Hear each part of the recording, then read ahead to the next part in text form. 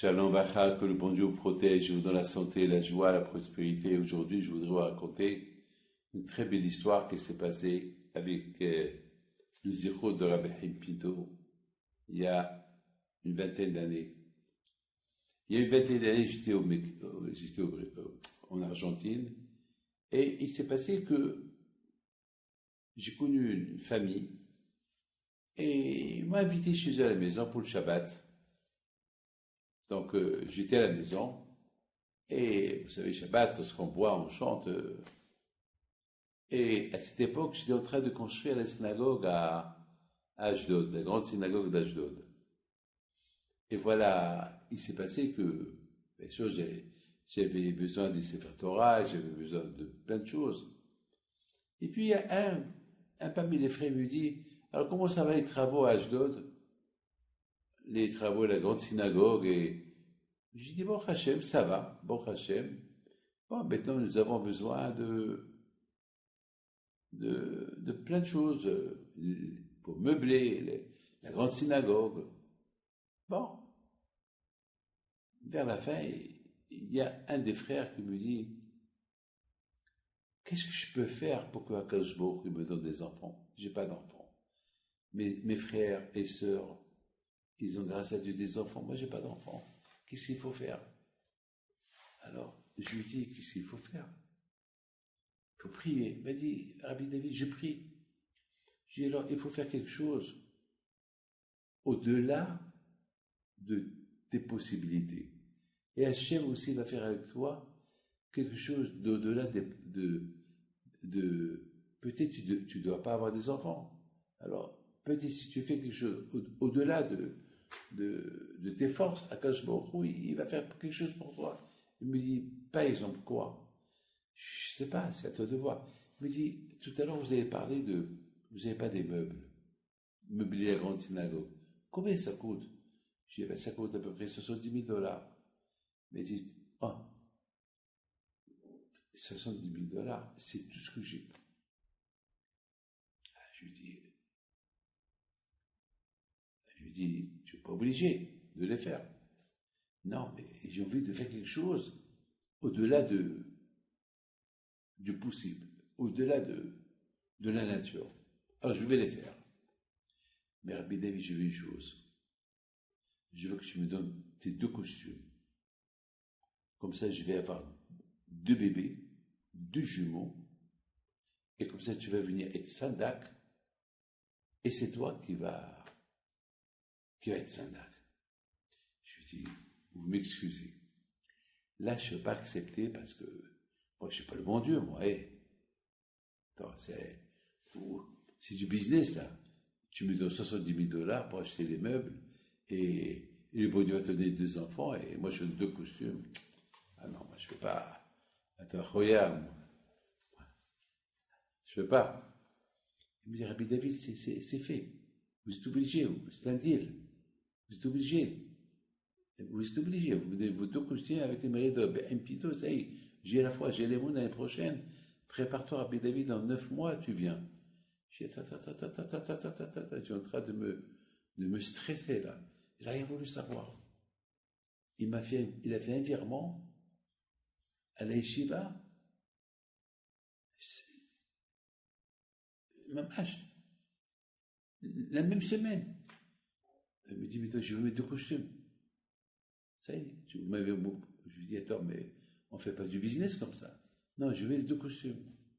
Alors, je lui ai donné 2 costumes. Quelle est Mouna? Quelques temps plus tard, sa femme est tombée enceinte.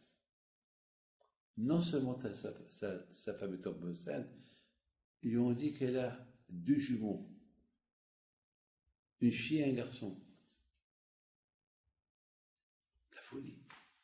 Alors, il me dit, Rabbi David, pendant 9 mois de grossesse, combien elle a souffert, combien de fois ils ont voulu lui enlever les enfants, combien de fois elle devait accoucher, combien de fois elle a saigné, la pauvre. Et moi j'avais peur, j'ai dit, autre-temps, son argent, je les ai dépensés, j'ai acheté les meubles, les chaises, les meubles de la synagogue, c'est pas, vous savez c'est quoi? Vous avez vu la synagogue d'Ashdod, elle est immense, elle est belle. Et grâce à Dieu, elle avait un garçon et une fille. Donc, je suis parti en Argentine, via New York. Je suis resté 2-3 jours à New York.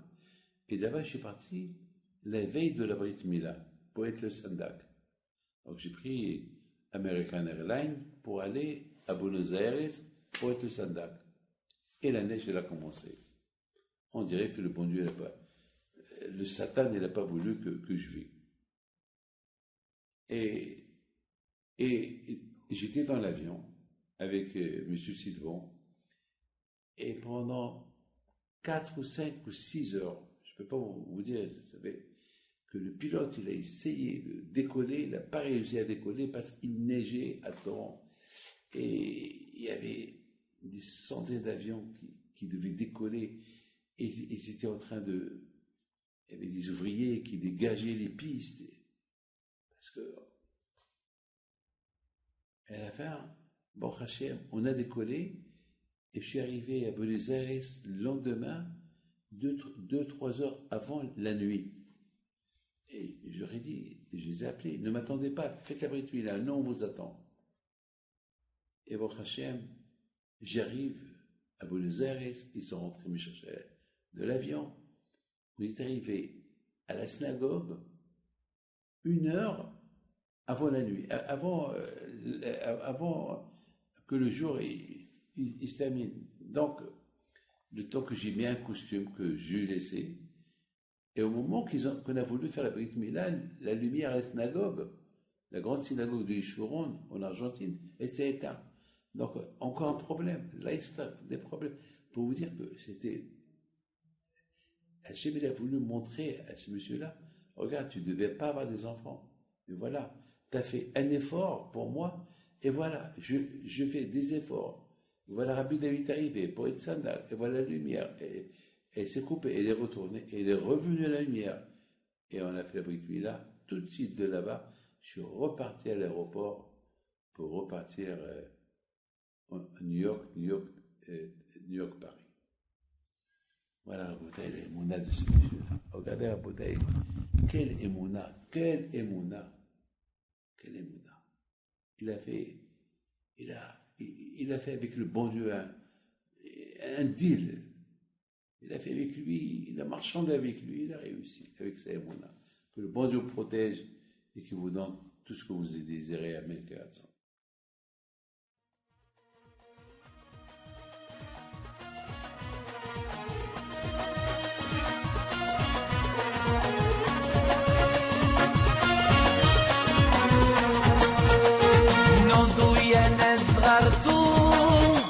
على ربيع حيم بنتو وقف لنا زي